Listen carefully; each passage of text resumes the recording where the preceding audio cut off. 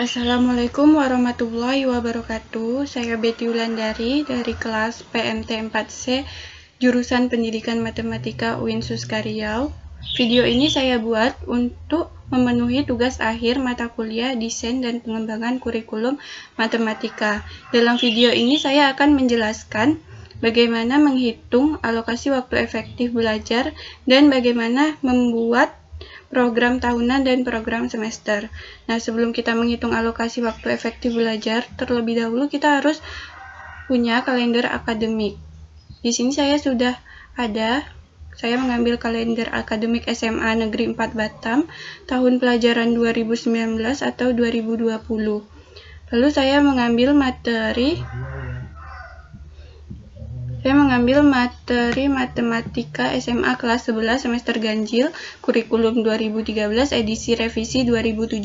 Itu ada 4 bab. Bab pertama induksi matematika, bab kedua itu program linier, bab ketiga itu ada matriks, lalu bab keempat itu ada transformasi. Nah, sebelum kita membuat alokasi waktu efektif belajar, terlebih dahulu kita harus membuat tabel dengan 4 kolom. Kolom pertama itu ada bulan, lalu kolom kedua itu ada minggu efektif, kolom ketiga itu ada jam pelajaran atau JP, lalu kolom keempat itu ada keterangan. Nah, karena di sini saya mengambil semester ganjil, maka dari itu kita lihat kalender. Di kalender itu semester ganjil dimulai dari bulan Juli, lalu Agustus, September, Oktober, November, Desember. Jadi pertama-tama kita akan menghitung minggu efektif pada bulan Juli. Pada bulan Juli ini kita mulai belajar itu pada tanggal 8. Karena pada tanggal 1 sampai tanggal 6 itu yang warna biru kita ada kegiatan PPDB. Lalu kita lihat pada minggu ketiga yang warna hijau dari tanggal 15 sampai 17 itu kita juga ada kegiatan PLS. Nah, kita lihat pada minggu ketiga dengan minggu kelima itu sama-sama hanya ada 3 hari. Jadi kita gabungkan menjadi 1 minggu. Jadi minggu efektif pada bulan Juli itu ada 3 minggu. Kita tulis bulan Juli itu ada 3 minggu efektif. Jam pelajaran di SMA itu jam pelajaran matematika per minggunya itu hanya ada 4 jam. Jadi jam pelajaran itu caranya kita kalikan minggu efektif dengan jumlah jam pelajaran per minggu. Jadi 3 kali 4 itu 12 jam pelajaran. Lalu keterangan ini kita isi. Karena tadi pada bulan Juli di kalender itu kita ada tidak masuk, karena ini untuk PPDB, lalu yang hijau ini untuk PLS. Jadi kita tulis PPDB dan PLS. Nah, begitu seterusnya hingga kita dapatkan seperti ini. Ini yang telah saya hitung sebelumnya. Nih. Mengapa Desember tidak ada minggu efektif belajar? Karena pada Desember ini mulai dari tanggal 2 itu sampai 12 itu kita sudah mulai ujian semester ganjil. Lalu pada tanggal 16 sampai 31 itu kita sudah libur semester. Jadi pada bulan Desember itu tidak ada minggu efektif. Nah, terus kita jumlahkan. Jadi minggu efektif pada semester ganjil itu ada 20, jam pelajaran efektifnya ada 80. Selanjutnya kita akan membuat program tahunan. Nah, sebelum kita membuat program tahunan, terlebih dahulu kita juga harus membuat tabel seperti ini. Ini contoh tabelnya. Sebenarnya program tahunan itu dibuat untuk semester ganjil dan semester genap, tapi di sini saya hanya membuat untuk yang semester ganjil saja. Kompetensi dasarnya ini kita dapatkan dari buku paket. Karena tadi saya mengambil materi pelajaran kelas SMA kelas 11, maka saya akan mengambil KD-nya dari buku paket SMA kelas 11. Kita copy.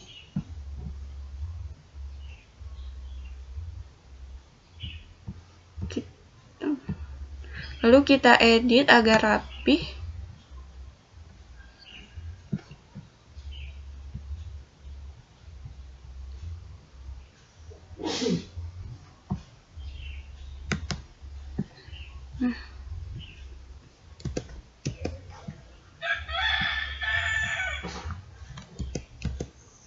Nah, materi pelajarannya tuh tadi yang pertama nih. Ini induksi matematika. Kita tulis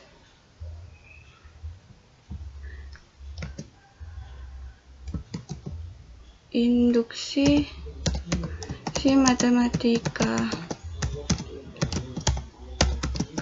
Nah, alokasi waktunya. Jadi sebelum kita membuat alokasi waktu itu, terlebih dahulu kita harus analisis dulu materi yang akan kita hitung tadi, yang akan kita analisis itu materinya. Materi itu apakah dia sulit, apakah mudah, banyak atau tidak pembahasannya. Jadi dari situ nanti kita akan bisa menentukan alokasi waktunya. Nah, induksi matematika ini karena pembahasannya hanya sedikit dan tidak begitu sulit, jadi hanya saya buat 12 jam pelajaran saja. Jadi kita membahas induksi matematika itu 12 jam. Dalam seminggu itu berarti kita 4 jam. Begitu seterusnya sampai kita dapatkan seperti ini. Ini yang telah saya hitung sebelumnya. Nah, nih seperti ini. Nih, kenapa matriks yang paling banyak yaitu 28 JP? Karena menurut saya matriks itu dia pembahasannya banyak dan tidak begitu mudah. Nah, jumlahnya ini ada 80 JP. Ini harus sesuai dengan alokasi waktu efektif yang kita hitung sebelumnya. Tidak boleh lebih dan kurang. Lalu yang selanjutnya kita akan membuat program semester. Nah, sebelum membuat program semester, kita harus membuat tabel seperti ini. Nih, ini ada 1, 2, 3, 4, 5. Itu untuk minggunya. Terus ini ada warna biru tua, itu karena kita libur PPDB. Ini warna hijau tua karena kita ada libur PLS. Ini karena kita ujian semester. Lalu ini warna pink karena kita libur. Nah, seperti tadi juga, nih yang sudah saya hitung sebelumnya, itu KD-nya kita dapatkan dari buku paket juga, lalu babnya itu seperti materi yang sudah saya ambil tadi, ini bab, subbabnya ini, alokasi waktunya, jadi kan 12 JP. Dalam 12 JP ini kita bagi per minggu, jadi per minggunya itu karena matematika pada kelas SMA itu per minggu hanya 4 jam, jadi 12 JP ini kita bagi per minggunya jadi 4.